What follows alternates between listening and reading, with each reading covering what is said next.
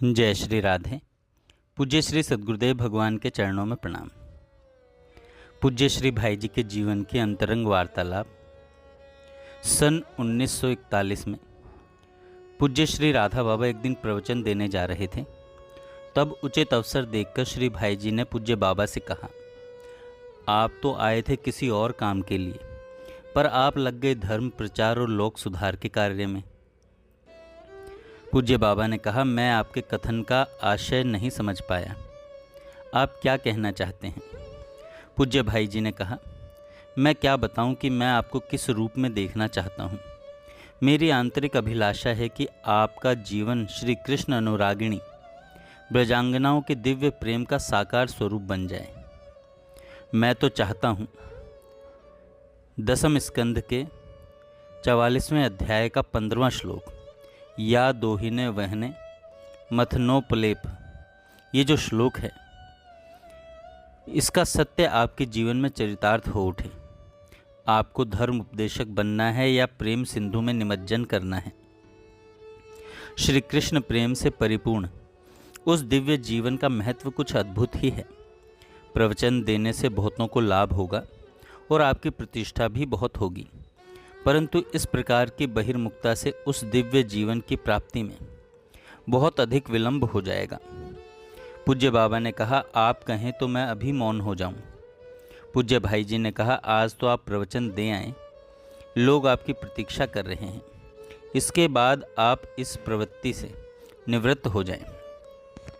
श्री भाई जी का इतना संकेत पर्याप्त था। उस दिन बाबा का अंतिम प्रवचन था। एक बार पूज्य बाबा को भगवान श्री कृष्ण ने बताया कि श्री पोद्दार जी ने जो व्याधि अजमेर में भोगी वह तुम्हारा कर्म फल था। कुछ समय बाद बाबा भाई जी के पास आए। भाई जी ने कहा, आज इस समय आप कैसे आए हैं बाबा। पूज्य बाबा ने कहा, आपसे कुछ बात करनी थी। भाई जी ने कहा, बोलिए। पूज्य बाबा ने कहा, वह जो बवासीर की व्याधि आपने भोगी है वह किसका कर्म फल था। पूज्य भाई जी ने कहा, यह सब व्यर्थ की बातें करने से क्या लाभ है। पूज्य बाबा ने कहा, मैं व्यर्थ बात नहीं कर रहा हूँ। मुझे उस सर्वोपरि शक्ति से पता लगा है कि जिसे कोई अस्वीकार कर नहीं सकता। भाई जी ने कहा, मैं और आप दो थोड़े ही हैं। अभी आप जाइए, मुझे ज़रूरी काम करने दीजिए। भाई जी मुस्कुराए थोड़े से। 2 जुलाई 1980। पूज्य बाबा बड़ी प्रसन्न मुद्रा में थे। वे बड़े स्नेह से मुझे पूज्य भाई जी की पुरानी बातें बता रहे थे। अपने पर भाई जी की विचित्र स्नेह की बात करते हुए एक वार्तालाप सुनाया। पूज्य बाबा ने भाई जी से कहा, जब तक आपके पांच भौतिक शरीर में प्राण हैं, मैं बात पूरी बोल भी नहीं पाया कि बीच में वे हंसते हुए बोले। भाई जी ने कहा, बाबा, और लोग जो भी माने, आप इस शरीर को पांच भौतिक क्यों मानते हैं। पूज्य बाबा ने कहा, उनके मुख से ये शब्द सुनकर मुझे बड़ी प्रसन्नता हुई। पूज्य स्वामी श्री राम सुखदास जी महाराज, सन 1934 की बात है। स्वामी जी महाराज ने कहा, अपने किसी प्रेमास्पद में भगवत भाव न होने पर भी यदि प्रेमास्पद ज्ञानी या भक्त हो तो भगवान से भी बढ़कर उसमें प्रेम किया जा सकता है क्या। साधक की उस भक्त में पूरी श्रद्धा न हो तो भी उसमें प्रेम करने से, उसका चिंतन करने से बड़ा लाभ है। सो क्या बात है। पूज्य भाई जी ने कहा, स्वामी जी महाराज, किसी भक्त में प्रतिमा की भांति भगवत भाव से श्रद्धा हो या प्रेम हो तो वह बहुत श्रेष्ठ है, परंतु ऐसा भाव भी टिकना बहुत कठिन है, क्योंकि मूर्ति तो धातु या पाषाण की होती है, उसमें दोषों की कल्पना भी नहीं होती है, किंतु शरीरधारी व्यक्ति में गुण दोष दिखना स्वाभाविक है। इसलिए साधक का शरीरधारी व्यक्ति में भगवत भाव टिकना कठिन है। हाँ, उस व्यक्ति को भगवान से भी बढ़कर समझकर उसके द्वारा भगवत प्रेम मार्ग में लाभ हो रहा है और होगा, ऐसे भाव से उसमें प्रेम किया जाए, उसका स्मरण चिंतन ध्यान किया जाए तो बहुत लाभदायक है। किंतु भगवत प्रेम का उद्देश्य न रखकर किसी भी व्यक्ति में केवल उसके शरीर से ही प्रेम किया जाए तो उसमें गिरने का डर है। भगवान के स्मरण चिंतन का मार्ग जैसा निरापद है, वैसा दूसरा कोई मार्ग नहीं है, क्योंकि उस मार्ग में श्रद्धा न्यून होने की गुंजाइश नहीं है। इसलिए भक्त को तो सहायक मानकर भजन ध्यान चिंतन श्री भगवान का ही करना सबसे श्रेष्ठ और निरापद है। स्वामी जी महाराज ने कहा, यदि कोई कहे कि भगवान का स्मरण तो मेरे से नहीं होता और भक्त का होता है, तो उसके लिए क्या मार्ग है? पूज्य भाई जी ने कहा, उसके लिए यह मार्ग है कि भक्त और भगवान दोनों का स्मरण करें।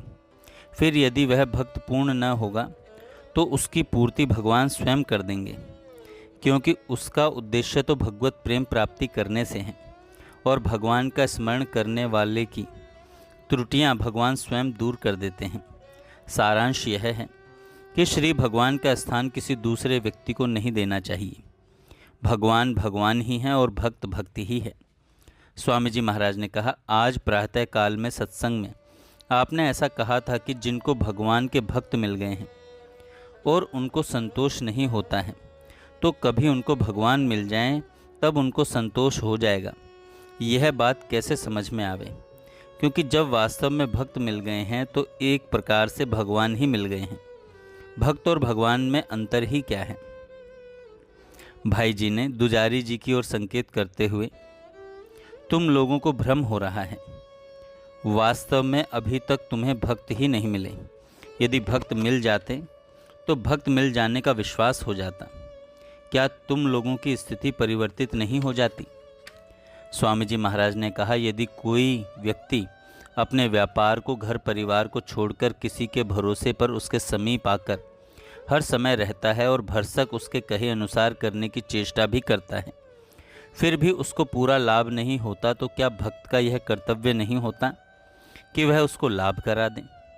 पूज्य भाई जी ने कहा, यद्यपि साधक तो बेचारा सब त्रुटि अपनी ही मान लेता है कि मेरे में श्रद्धा विश्वास प्रेम वैराग्य अभ्यास कुछ नहीं है और राग द्वेष अहंकार काम क्रोध लोभ मोह मद मत्सर आदि सब दोष भरे हैं, और ऐसा ठीक भी हो तो भी जबकि साधक भक्त के कहे अनुसार चेष्टा करने की इच्छा तो रखता है, अपनी शक्ति के अनुसार श्रद्धा विश्वास भी करता है, दुर्गुण छोड़ने की चेष्टा भी करते हैं, फिर भी उसको पूरा लाभ नहीं होता। इसलिए ऐसा ही समझना चाहिए कि अभी तक तो वास्तव में भक्त ही नहीं मिले, और यदि भक्त मिल जाते तथा उनमें पूरा विश्वास हो जाता तो अपना काम कभी का बन जाता, क्योंकि भक्त में भी कुछ शक्ति होती है। अस्तु, इन लोगों को जचे जितनी इस प्रकार की बातें कह दें। ये लोग एक बात भी नहीं सुनते और अपने मनमाना अर्थ लगा लेते हैं, तब क्या किया जाए? दुजारी जी ने कहा, भाई जी, हम लोग ऐसी बात सुनना चाहते हैं, तभी बार बार ऐसी बातें हमें सुनाई जाती हैं। भाई जी ने कहा, देख लीजिए स्वामी जी, जो बात मैंने कही थी वही बात है ना। इन लोगों का भ्रम दूर कैसे हो? स्वामी जी महाराज ने कहा, यह तो आपके पल्ले बंध गए हैं। आपके जचे सो ही आप इन्हें कहें, किंतु ये अपने विचार परिवर्तन थोड़े ही करेंगे। पूज्य भाई जी ने कहा, आप भी इन्हीं के पक्ष में बात कहते हैं। आपके मगज में भी यही बात बैठी हुई है, परंतु सिद्धांत की बात यही है, भगवान में परम श्रद्धा, गुरु में श्रद्धा, साधन में तत्परता रखने वाले को कोई डर नहीं है। एवं जिस व्यक्ति के पास रहने से दैवी संपत्ति बढ़ती है और वह स्वयं दैवी संपत्ति वाला हो, तो उसके समीप रहने से, उसका सत्संग करने से लाभ ही है। जहाँ रहने से दैवी संपत्ति बढ़े वही करना चाहिए, वहीं रहना चाहिए, क्योंकि दैवी संपत्ति ही धन है। दैवी संपत्ति ही धन है। भाई जी ने एक भाई की जिज्ञासा शांत करते हुए, यदि जय दयाल गोयनका जी को महात्मा मानते हो तो उनके दर्शन करने वालों का कल्याण अवश्य होना चाहिए।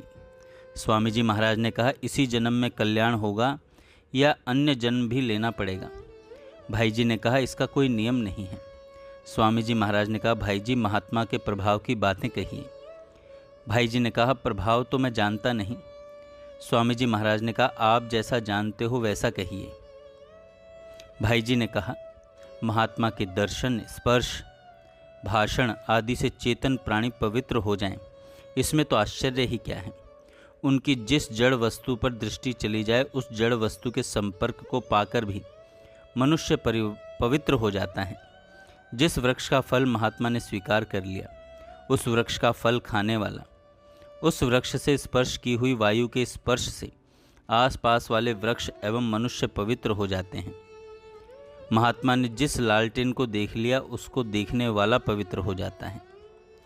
जय श्री राधे। आगे हम कल सुनेंगे।